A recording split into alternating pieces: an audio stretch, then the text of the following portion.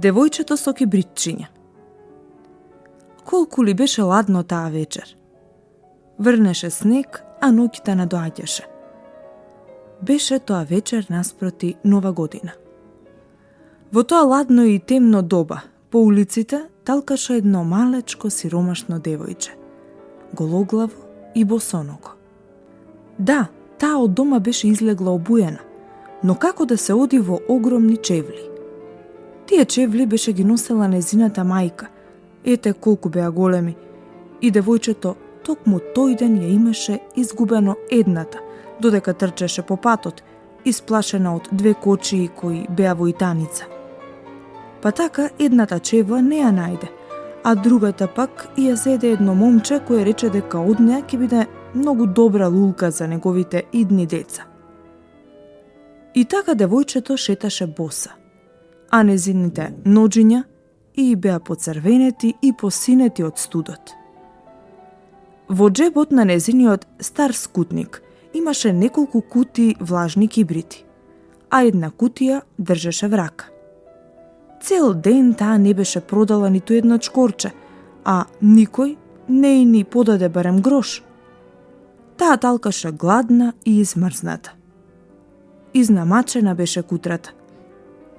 Снегулките се вплеткуваа на незините долги руси локни, кои убаво паѓаа по незините плеки, но таа воопшто не ни забележуваше дека се убави. Од сите прозорци се излеваше светлина.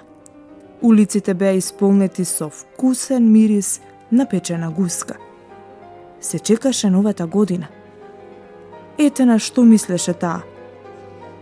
На крајот, девојчето најде едно ќоше покрај една куќа. Таа седна тука и се стутули, подвиткувајќи ги нозете под себе. Но и стана уште поладно, а не смееше да се врати дома.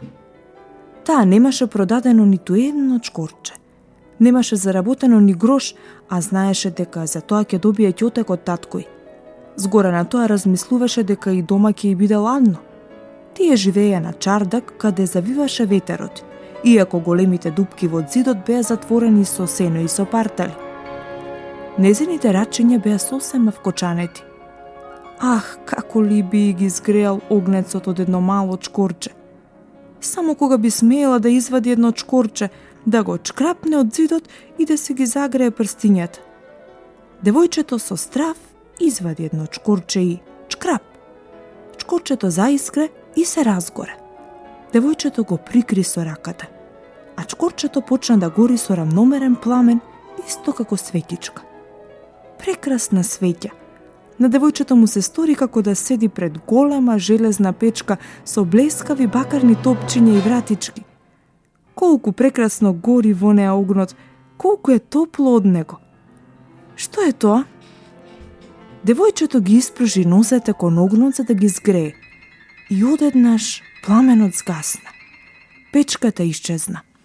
А во рацете на девојчето остана изгореното чкорче. Таа чкрапна уште едно чкорче.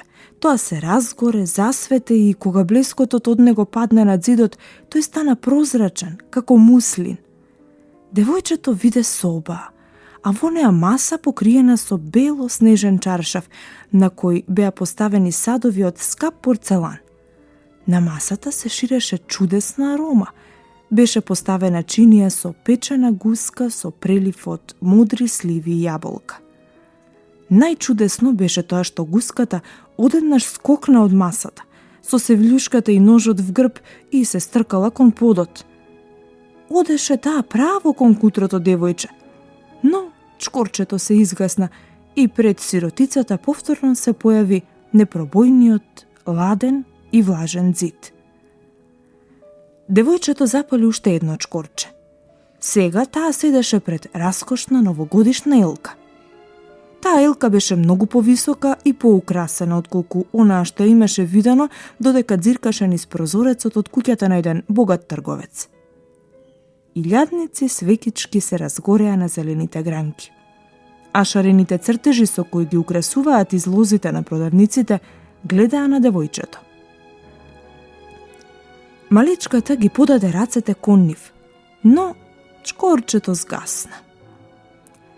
Огинчињата почнаа да се оддалечуваат и станаа јасни ѕвезди. Една од нив падна од небото, оставајќи зад себе долга огнена трага. Некој умрел, си помисли девојчето, зашто незината баба, која неодамна беше починала и која ја сакаше најмногу на светот, неколку пати имаше кажано: кога паѓа ѕвезда, нечија душа одлетува кон Бога. Девојчето одново чкрапна чкорче од зидот и во тој момент се околу неа се осветли, а во таа светлина девојчето ја виде баба си, толку мирна и светла, толку добра и мила. Бабо, извика девојчето, земи ме со тебе. Знам дека ќе заминеш кога чкорчето ќе се изгасне, исто како топлата печка, како вкусната печена гуска и чудесната голема елка. Таа на брзина ги чкрапна сите чкорчиња што и беа останале во кутивчето. Ете колку сакаше да ја задржи баба си.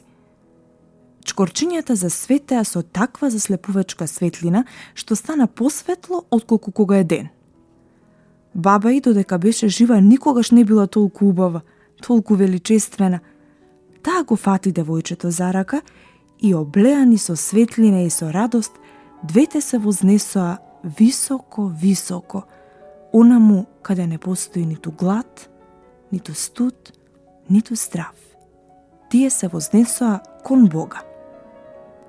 Во ладното утро го најдоа девојчето пред куќата, на незините образи играше црвенилото, на устните имаше насмевка, но тоа беше мртво. Тоа замрзна на последната вечер од старата година. Новогодишното сонце го осветли мртвото телце на девојчето со кибритчиња. Таа ја беше изгорела, речиси, сета кутија. Девојчето сакало да се згрее, велеа луѓето, и никој не знаеше какви чудеса таа виде, во каква убавина таа и баба ѝ ја дочекаа новата година.